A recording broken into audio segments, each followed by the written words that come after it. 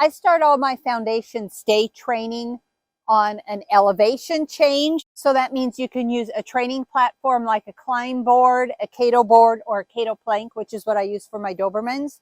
Or you can use a curb, a porch, a deck for small dogs, a step, an ottoman. So any type of elevation change is appropriate.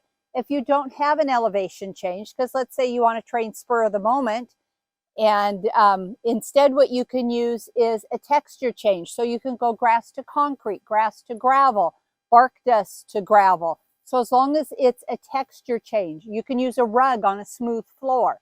So texture change or elevation change. I start out in a sit because that's probably going to be my green dog's strongest behavior.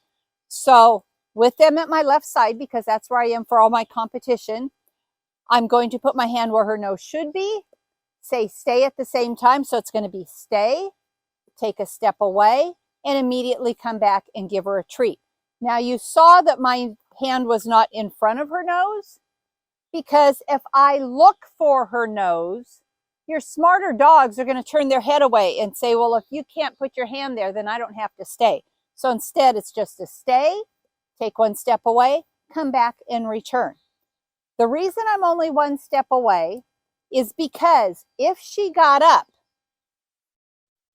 and I needed to correct her for not staying, if I was farther away, what would happen is I would have to move into her in order to correct her.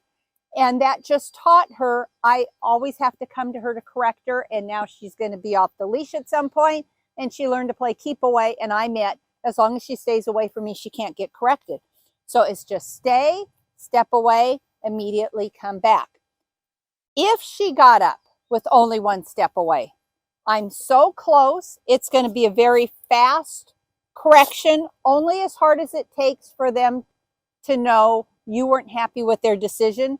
So it shouldn't be a hard pop. You're not punishing your dog. You shouldn't move your dog by their neck. And I have a training collar on because I don't ever want to pull a flat collar. What would be happening if you ever pulled a flat collar and with too much force, so it's not just pulling but too much force, what would be happening is on this flat collar, I would be pulling straight against her throat where there's no muscle to protect her.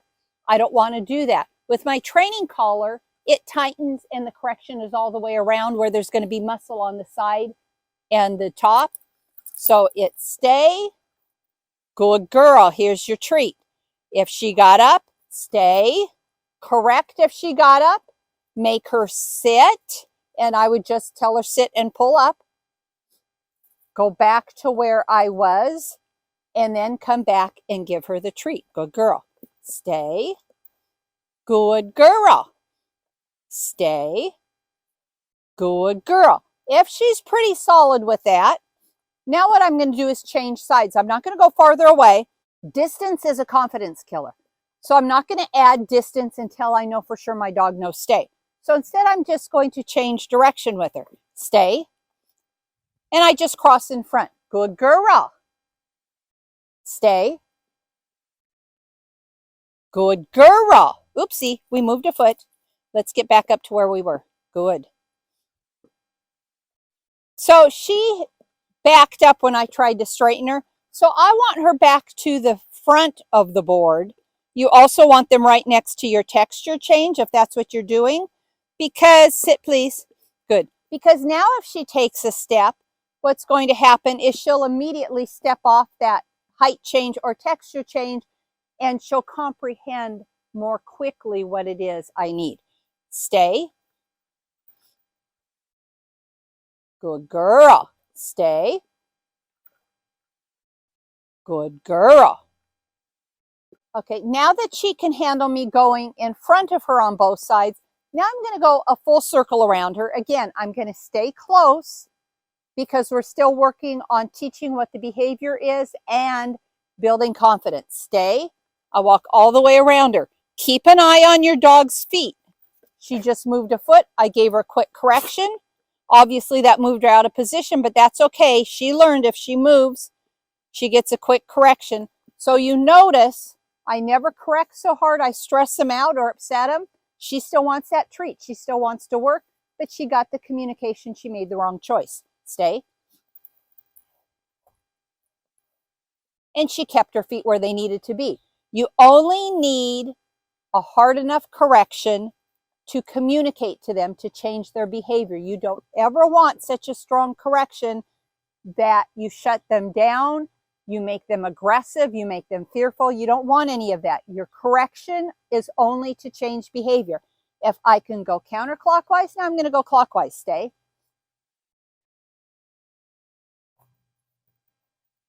Good girl.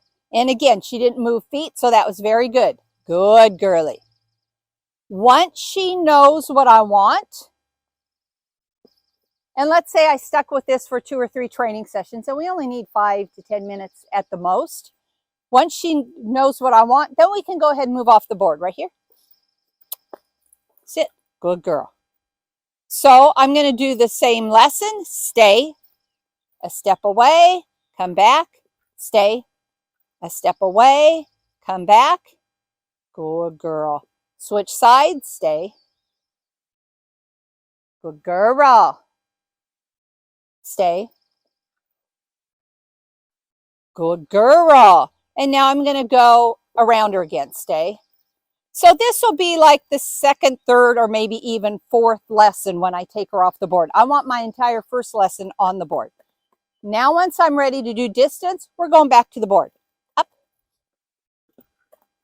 Sit, please. Good. And I want her just both her feet center. Here we go. There, sit. Nice. Okay, now stay. I can go all the way out to the end. Good girl. Good. Stay. You got that stuck in the roof of your mouth, huh, girlfriend? Yeah. Good. Good girl. I can make a full circle all the way around. Stay.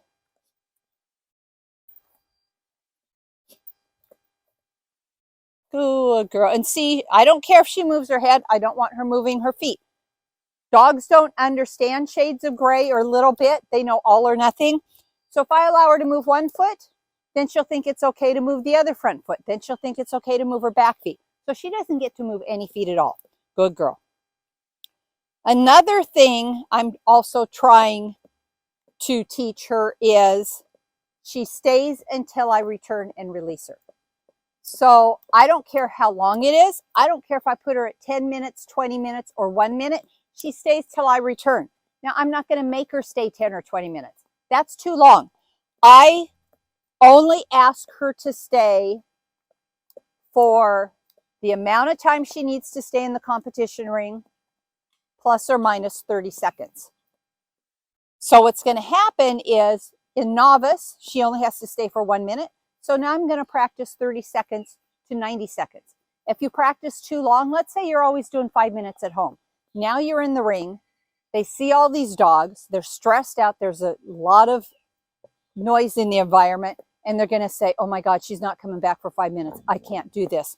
But instead, if we're only 30 seconds or 90 seconds, she goes, oh, she's coming back anytime. I can do this. So short, platform, off the platform, back on the platform for distance.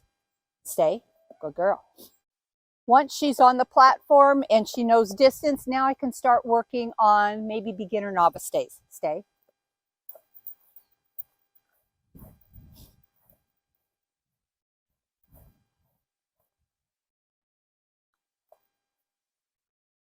Again, I don't care if she moves her head, but her feet can't move.